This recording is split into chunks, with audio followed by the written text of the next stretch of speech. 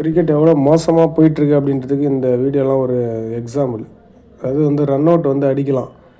அதுக்குன்னு நம்ம மனசாட்சியை கொண்டுட்டு ஒரு விக்கெட் எடுக்கிறது அப்படின்றது நம்ம அதுக்கு விளையாடாமலே இருக்கலாம்.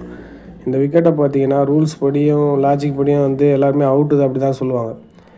ஏன்னா பேட்ஸ்மேன் க்ரீஸில் இல்லை, பால் ஸ்டிக்கில் அடித்தாச்சு, க்ளீன் ரன் அவுட் தான் இது.